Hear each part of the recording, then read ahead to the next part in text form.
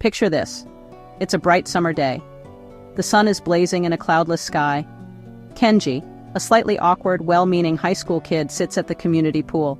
He didn't even want to come. His friends dragged him here. He's more of an indoor, read a book in the air conditioning kind of guy, trying to look casual on one of those poolside plastic lounge chairs. Chlorine and sunscreen hang heavy in the air. He adjusts his glasses, feeling out of place among the athletes. He definitely feels out of place among the effortlessly cool kids. Suddenly she walks by. It's Haruna from his class. He's been crushing on her for about 3 years. She's in a new swimsuit. She's laughing with friends. Her hair is dry, shimmering in sunlight. She doesn't even see him. To her, he's just another face in the crowd. For Kenji, time slows to a crawl. Kids' shouts playing Marco Polo fade away. A cannonball splash goes unheard. His world narrows to Haruna smiling. Warmth spreads across his face. Pressure builds behind his eyes. His heart hammers like a trapped bird. He's totally flustered. Teenage hormones and anxiety. He tries to look away and focus on literally anything else. A stray beach ball, a crack in the pavement, anything. His eyes betray him. He looks back at her. And then, it happens. A single bright red droplet at his nostril. Then another. And then a torrent. The nosebleed gag is anime's visual shorthand for arousal or extreme embarrassment. A character sees something suggestive, their brain short-circuits, and blood shoots out of their nose like somebody opened a faucet. Sometimes it's just a single dramatic drip. Sometimes it's a full-on spray that launches them backwards into a wall. Either way, everyone on screen, and in the audience, understands exactly what they're feeling without anyone saying it out loud. It matters because it lets creators show desire without showing anything explicit.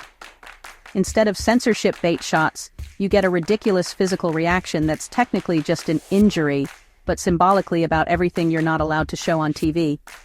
It also became a character trait. You know the type. The easily flustered romantic who bleeds at the slightest hint of intimacy.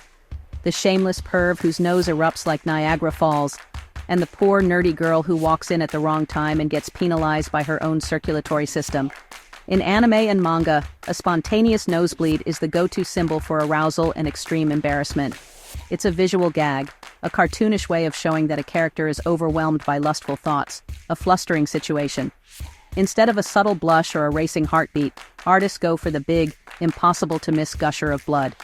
It's a clean, well, maybe not, clean, but simple way to communicate a character's internal state without a single word of dialogue. Audiences get it instantly. It's been used for decades. It's part of the visual language of the medium. When the quiet protagonist sees the popular girl in a bikini, the nosebleed is a punchline. It tells us the character is flustered, titillated, and completely losing their cool. It's not meant to be taken literally, of course. Nobody is concerned about the character's health or worried about them needing a doctor. It's pure comedy, signaling a specific kind of emotional overload that is almost always played for laughs. This trope is incredibly effective because of how absolutely absurd it is. In real life, a sudden, gushing nosebleed is a cause for alarm. In anime, it's honestly a really funny punchline. This gap between reality and fiction is where the humor lives. The more dramatic the nosebleed, the funnier the scene is supposed to be. It signals we're in comedy territory, so we can relax and enjoy the character's ridiculous, over-the-top reaction. It says this character is so overwhelmed by what they're seeing that their body is in complete shock. It's a unique way of showing, not telling. The meaning is so ingrained in the culture of anime that it needs no explanation. A new viewer might be confused for a moment, but they catch on pretty fast. It's a convention, like a light bulb appearing over a character's head to signify an idea. The nosebleed signifies a very specific, very R-rated idea. It's a way for a story to be a little naughty, a little risque without crossing any major lines, turning a potentially awkward or mature moment into a silly, harmless, and often very loud joke that everyone in the audience can understand and laugh at. This whole bizarre idea didn't just pop out of thin air. Like many great things, it has its roots in an old wives' tale. The anime nosebleed trope can be traced back to a common folktale belief from Japan. For generations, it was a popular superstition. That getting overly excited, having lecherous thoughts could cause your blood pressure to spike and, you guessed it, trigger a nosebleed. It was the kind of thing your grandma might say to warn you about thinking impure thoughts. a playful, slightly superstitious way to encourage modesty and keep those excitable youngsters in line. This belief was just floating around in the cultural ether for a long time. It wasn't a medical fact, of course, but it was a well-known piece of folklore. People understood the connection, even if it was just a myth. So when early manga artists in the 20th century were looking for funny visual gags, this old tale was ripe for the picking. It was a pre-packaged joke that their audience would immediately recognize. They didn't have to invent a new symbol for arousal. They could just borrow one that was already part of the collective conscious and draw it in a funny way. One of the earliest and most influential pioneers to use this gag was a manga artist named Yasuji Tanioka. In the 1960s and 1970s, his manga often featured characters who would get explosive nosebleeds in response to seeing something sexy. He didn't invent the folk belief, but he was one of the first to really codify it as a reliable comedic punchline within the genre. Silly, irreverent, incredibly popular, he took the old wives' tale and turned it into a visual signature, exaggerating it for maximum comedic effect. But his characters didn't just get a little trickle, they got fountains of blood. From there, the idea snowballed. Other manga artists saw how well the gag worked and started using it in their own stories. It was a perfect fit for the medium, which relies heavily on visual symbols and exaggeration. Simple, funny, culturally resonant. It spread from manga to other genres, becoming a staple of shonen comedies in particular. The old superstition had found a new life, transforming from a quaint piece of folklore into a powerhouse of comedic illustration. As manga and anime moved onto TV, they ran into stricter broadcasting and content rules.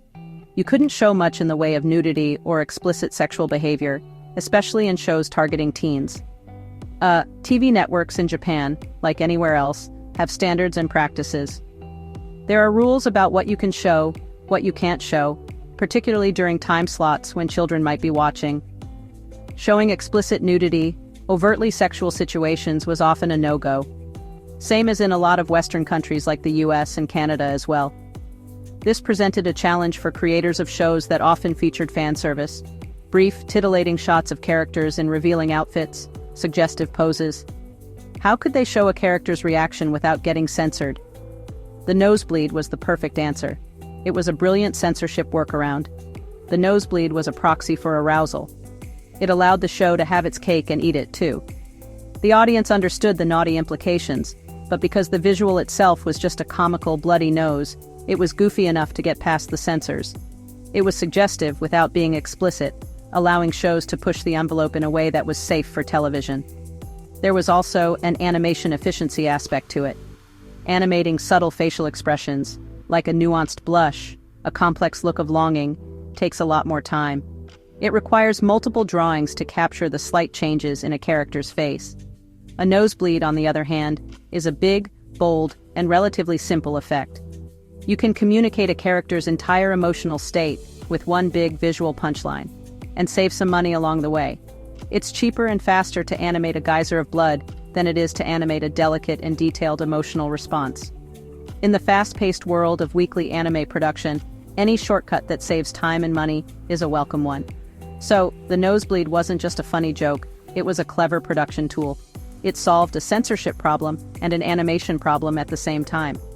This practicality is a huge reason why the trope became so widespread. Once the basic nosebleed means horny equation was in place, things got delightfully ridiculous, if I do say so myself. You've got the single drip nosebleed, tiny, delicate, used for shy characters who are dying inside but trying to keep it together. One drop, one hand to the face, instant, oh no, I look too long. Then there's the high-pressure geyser, full blast, blasting the character off their feet, maybe even painting the ceiling. You also get the continuous trickle gag, a character who just quietly bleeds for an entire scene, stuffing tissues up their nose while pretending everything is fine. Comedy gold. And of course, the chain reaction nosebleed, where one person starts bleeding and everyone who realizes what they're thinking starts bleeding too. As the trope matured, shows began playing with it. Some characters carry tissues specifically for the chronic nosebleeder. Others react like normal humans. Should we take you to a hospital? Which immediately turns the gag into meta-commentary. More recently, the nosebleed expanded beyond just sexual arousal. You'll see it used for pure embarrassment, extreme cringe, or any emotional overload moment. And in parodies, the gag gets escalated to absurd extremes. Characters nearly dying from blood loss, emergency transfusions implied off-screen, or someone legitimately traumatized by how often one friend's head explodes at the slightest crush interaction. What worked on the static page worked even better in motion, heightened with sound effects, motion lines, dramatic timing. The transition to the screen cemented the nosebleeds' place as a quintessential anime trope, made iconic by vintage comedy archetypes and over-the-top leads. To get a laugh out of an audience that had seen it all before, they had to go bigger. The trickle became a stream. The stream became a geyser. Sometimes, as mentioned, a character might lose so much blood they would comically faint or fly backwards from the sheer force of the nasal eruption. They turned it into a full-blown spectacle, spiral like a ribbon, shoot out like a fire hose, knocking over furniture, knocking over other characters. The codification of the trope meant it became a shared visual library. Young animators grew up with it, used it, and the cycle kept going. It became a tradition, a way of paying homage to the classics, while also putting a new spin on a familiar setup. It was now fully integrated into the DNA of anime comedy. The geyser is pure, unadulterated visual hyperbole, loud, messy, the peak of nosebleed comedy. So, where are we now with anime's weirdest health condition? Where does the nosebleed stand today, in 2026?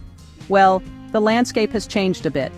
In many modern anime, especially those aiming for more realism, dramatic weight, sophisticated storytelling, the classic nosebleed gag has fallen out of favor.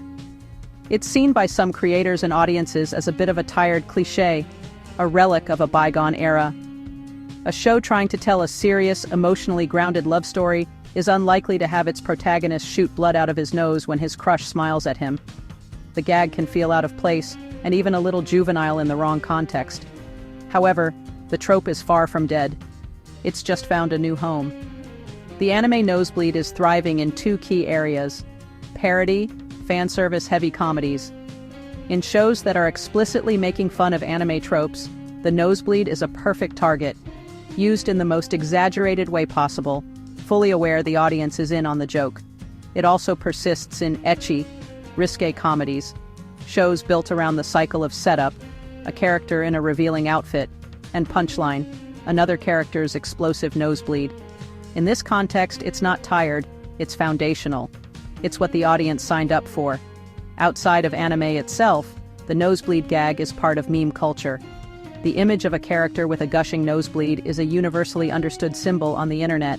It's used as a reaction image on forums, social media, and messaging apps to respond to anything remotely attractive or appealing, communicating "I like this a lot" in a funny, exaggerated way. It has transcended its origins to become a piece of global internet slang. The trope may appear less frequently in serious anime, but its spirit is more alive and widespread than ever thanks to the power of meme culture. Completely scientific rating incoming. Cultural impact, 8 out of 10. Even people who only dabble in anime recognize nosebleed, frau, flustered pervert almost instantly. Annoyance potential, 6 out of 10. If it's the only joke a character gets, it gets old fast. But as an occasional punchline, it still hits.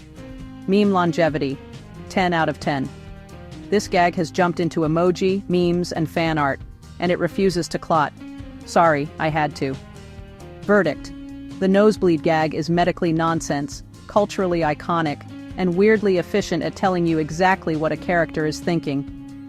It probably won't dominate new shows the way it used to, but as a shorthand and a meme, it's not going anywhere. Tell me your favorite or most ridiculous nosebleed moment, and which anime, body horror but make it funny trope you want dissected next.